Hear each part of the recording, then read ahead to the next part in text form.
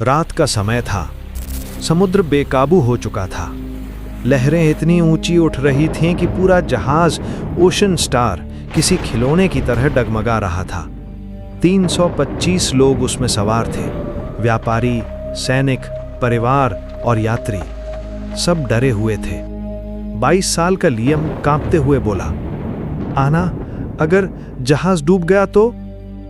20 साल की आना ने उसका हाथ पकड़ते हुए कहा, डर मत लियम, जब तक सांस है उम्मीद है। बगल में खड़ा कैप्टन एरिक, जो 40 साल का आर्मी मैन था, गरजा, शांत रहो, हम बचेंगे। लेकिन 30 साल का रिचर्ड, एक लालची बिजनेसमैन, हड़बड़ाते हुए बोला, इस रास्ते पर जाना गलती थी। अचानक आसमान चीरती बिजली में दूर कुछ उजागर किया। एक काला रहस्यमयी टापू, उसके चारों ओर खड़ी चट्टानें और ऊपर काले बादल। कप्तान चिल्लाया, जहाज मोड़ो! लेकिन देर हो चुकी थी। जोरदार धमाका हुआ, जहाज चट्टानों से टकराया और 2 हिस्सों में टूट गया। चीखें, अफरा तफरी, डूबते लोग। कोई लकड़ी पकड़कर तैरने लगा, कोई लहरों में समा गया। रिचर्ड अपने सोने का डिब्बा बचाने की कोशिश कर रहा था, लेकिन समुद्र ने उसे छीन लिया। सुबह की पहली किरण के साथ जब लहरें शांत हुईं, तो 325 में से सिर्फ 304 लोग बचे थे। वे सब उस टापू तक पहुंच गए, लेकिन जैसे ही उन्होंने चारों ओर नजर डाली, घना जंगल, अजीब फल, हवा में सन्नाटा और कहीं दूर से आती अजीब आवाजें। आना ने धीरे से कहा, यह जगह जिंदा रहने के लिए नहीं बनी। कैप्टन ने तलवार निकाली और बोला, अब यह हमारा घर है, चाहे यह टापू हमें पसंद करे या नहीं। यहीं से शुरू हुई उनकी 9 साल लंबी संघर्ष भरी कहानी। टापू की सुबह किसी सपने जैसी थी, लेकिन उस सपने में डर का जहर मिला हुआ था।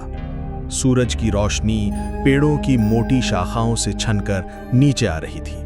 चारों ओर इतनी हरियाली थी कि देखने में खूबसूरत लगे, लेकिन भीतर छिपा सन्नाटा बता रहा था कि ये जगह मेहमानों का स्वागत करने वाली नहीं है। 300 लोग एक साथ खड़े थे। भूख, डर और थकान सबके चेहरे पर साफ झलक रही थी। कप्तान एरिक सबसे आगे खड़ा होकर बोला, हमें 3 चीजें चाहिए, पानी, खाना और सुरक्षित जगह। जब तक ये नहीं मिलेगा, हम मरने के लिए खड़े हैं। उसकी आवाज में सख्ती थी, लेकिन आंखों में चिंता। रिचर्ड, जो हमेशा अपने फायदे के बारे में सोचता था, तुनक कर बोला, हम 300 लोग हैं, सबका ख्याल कैसे रखोगे? अगर कोई बीमार हो गया तो? एरिक ने उसे घूरा, लेकिन जवाब नहीं दिया। इतनी भीड़ में बहस और डर दोनों मौत को जल्दी बुलाते हैं। जंगल की पहली यात्रा। 4 लोगों की छोटी सी टीम, एरिक, रिचर्ड, लियम और आना, जंगल के भीतर जाने लगी। बाकी लोग किनारे पर ही रुके रहे। जैसे जैसे वो आगे बढ़े, हवा भारी लगने लगी। पेड़ों पर लटकते कुछ अजीब फल दिखे, चमकीले बैंगनी रंग के, जिनसे मीठी खुशबू आ रही थी। आना ने कहा, शायद ये खाने लायक हो। रिचर्ड बिना सोचे समझे एक फल तोड़कर खाने लगा। लियम चिल्लाया, रुको, पहले जांच कर लो। लेकिन बहुत देर हो चुकी थी। कुछ ही पलों में रिचर्ड का चेहरा नीला पड़ने लगा। वो जमीन पर गिरा और उसका गला सूजने लगा। एरिक तुरंत झुककर उसकी गर्दन पर चोट मारने लगा ताकि सांस का रास्ता खुले। काफी मशक्कत के बाद रिचर्ड की सांस लौटी। एरिक गरज उठा, याद रखो, ये जंगल हमें मारने के लिए बना है। यहां कुछ भी खाना मतलब मौत को गले लगाना। सब सन्न रह गए। पहली बार सबने महसूस किया कि यहां जिंदा रहना सिर्फ किस्मत नहीं, बल्कि होशियारी पर भी निर्भर करेगा। झरने की खोज। कुछ दूर जाने पर पेड़ों के बीच से पानी की आवाज आई। सभी दौड़कर वहां पहुंचे और सामने था एक खूबसूरत झरना। साफ चमकता हुआ पानी ऊंचाई से गिरकर नीचे तालाब बना रहा था। थके और प्यासे लोगों ने बिना सोचे समझे पानी पीना शुरू कर दिया। आना ने दोनों हथेलियों से पानी उठाकर अपने चेहरे पर डाला और मुस्कुराई। कम से कम हमें जीने की एक वजह तो मिल गई। उस पल के लिए सबको लगा जैसे ये जगह इतनी बुरी भी नहीं है, लेकिन खुशी ज्यादा देर टिकती कहाँ है। पहला हमला। अचानक झाड़ियों से सरसराहट हुई। एरिक ने तुरंत तलवार खींच ली। आवाज और पास आई। अगले ही पल झाड़ियों से बाहर छलांग लगाई एक अजीब जानवर ने। वो तेंदुए जैसा दिखता था, लेकिन उससे भी बड़ा, और उसकी आंखें खून की तरह लाल थीं। उसके दांत ऐसे चमक रहे थे जैसे किसी ने धारदार खंजर तराश दिया हो। लोग चीखकर भागने लगे। जानवर ने सीधे रिचर्ड पर हमला किया। वो डर के मारे जमीन पर गिर पड़ा। एरिक ने तलवार उठाई और जानवर के सामने खड़ा हो गया। पीछे हटो सब, वो गरजा। जानवर ने पंजा चलाया। एरिक बचा, लेकिन उसकी बाजू पर गहरा घाव हो गया। लियम ने पास पड़ी लकड़ी उठाई और जानवर पर दे मारी। जानवर थोड़ी देर के लिए भटक गया। तभी एरिक ने पूरी ताकत से तलवार उसकी गर्दन में घोंप दी। जानवर जोरदार चीख के साथ जमीन पर गिर पड़ा। सन्नाटा छा गया। आना कांपती आवाज में बोली, ये कैसा जीव था? मैंने ऐसा कभी नहीं देखा। एरिक हाफते हुए बोला, ये जंगल का पहला राज है, और यकीन मानो यह आखिरी नहीं होगा। झरने के पास रात बिताने का फैसला हुआ। लोगों ने लकड़ियां इकट्ठा की, आग जलाई और मरे हुए जानवर को देखकर हैरान रह गए। उसका शरीर अलग ही तरह का था, जैसे सदियों पुराने किसी जीव का बचा कुचा वंशज।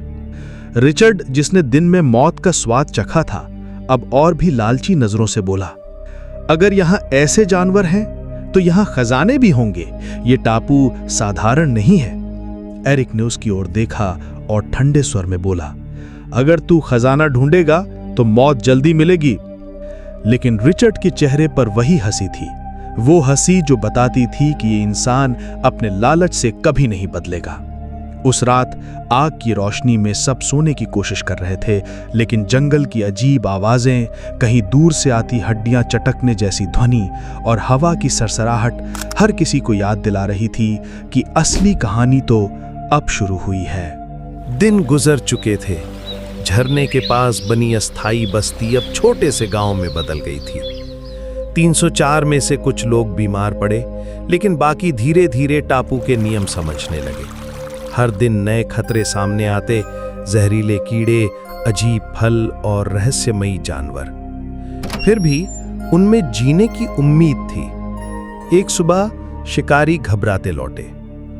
जंगल के भीतर एक टूटा फूटा महल है, जैसे किसी राजा का। लोगों की आंखों में कौतूहल था। रिचर्ड की आंखें लालच से चमक उठी। महल मतलब खजाना। लेकिन कप्तान एरिक ने चेतावनी दी, जहां महल है वहां खतरा भी होगा। लियम और आना चुपचाप एक दूसरे को देखने लगे। भीतर से वे भी जानना चाहते थे। दोपहर में एरिक, रिचर्ड, लियम और आना समेत 10 लोग जंगल में निकले। घना जंगल हटते ही सामने विशाल ढांचा उभरा। बेलों और काई से ढका महल, लेकिन अब भी शाही वैभव झलक रहा था। दरवाजे पर अजीब नक्काशी थी, इंसान और जानवर की लड़ाई, नीचे कुछ अज्ञात प्रतीक। आना कांपते स्वर में बोली, ऐसा लग रहा है जैसे कोई हमें देख रहा हो। अंदर पहुंचते ही एक जाल सक्रिय हो गया। रिचर्ड गड्ढे में जा गिरा, कांटों से घायल। एरिक ने रस्सी डालकर उसे निकाला और गरजा, ये महल हमें बचाने के लिए नहीं, मारने के लिए बना है। अब सभी के दिल में डर था। गहरे हिस्से में दीवारों पर चित्र दिखे, एक राजा, उसकी सेना और एक लाल आंखों वाला प्राणी। चित्रों में स्पष्ट था कि उस प्राणी ने पूरी सभ्यता को नष्ट कर दिया था। लियम ने कहा, शायद वही जानवर अब भी जीवित हैं। एरिक बोला, और यही असली खतरा है। चलते चलते आना को एक टूटी गुड़िया मिली। उसकी आंखें भर आईं।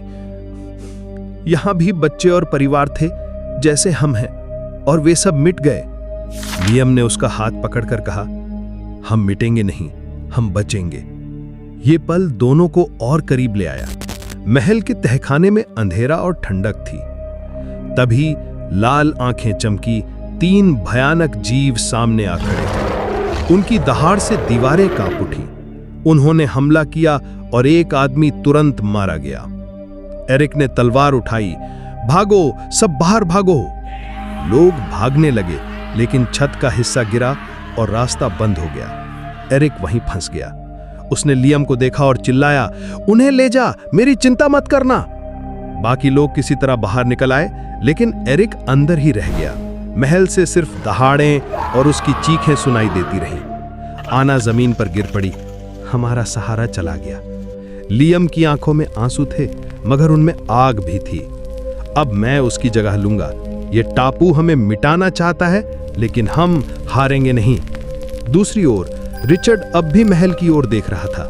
उसकी आंखों में लालच जल रहा था, और ये लालच आने वाले दिनों में और खून बहाएगा। कप्तान एरिक चला गया। वो नेता नहीं, उम्मीद की आखिरी किरण था।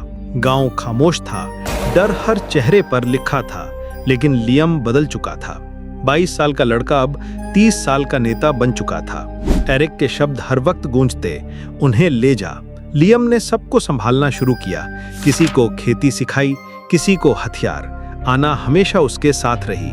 9 सालों में झूपड़ियां गांव बन गईं। 304 लोग अब 350 हो चुके थे। लेकिन शांति झूठ थी। हर कुछ महीनों बाद लाल आंखों वाले जानवर हमला कर देते। रिचर्ड बूढ़ा हो गया था, लेकिन उसका लालच जवान था। वो कहता, खंडहरों में सोना है, हम राजा बन सकते हैं। कई लोग चुपके से उसके साथ चले गए, पर लौटकर कभी नहीं आए।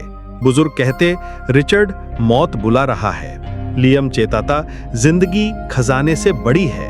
आना गरजती, रिचर्ड को रोकना होगा। लेकिन रिचर्ड चुपचाप अपनी चाल चलता रहा। 9वें साल की रात, अंधेरा, सन्नाटा। अचानक हवा में सड़े मांस की गंध।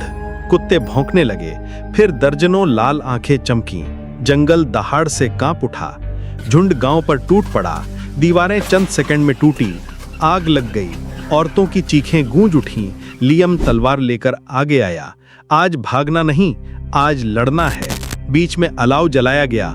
आना ने तीर चलाए, बच्चों ने भी पत्थर फेंके, लेकिन दुश्मन बहुत थे। खून, धुआं, चीखें, हर ओर मौत थी। वो रात महायुद्ध थी। लियम ने 3 प्राणी मार गिराए, लेकिन उसके शरीर पर गहरे घाव हो गए। आना उसकी पीठ से चिपकी लड़ी, आंखों में आंसू, पर हाथ कांपते नहीं थे। गांव का हर इंसान मौत के सामने खड़ा था। और तभी रिचर्ड चुपचाप अंधेरे में गायब हो गया। उसकी आंखें अब सोने के खजाने पर थीं। और दोस्तों, अगर आपको ये सर्वाइवल स्टोरी पसंद आई हो तो चैनल को लाइक और सब्सक्राइब जरूर करें। चलो मेरे 1000 सब्सक्राइबर पूरे करवाओ, ताकि हम मिलकर और भी बड़ी कहानियां दुनिया को सुना सकें।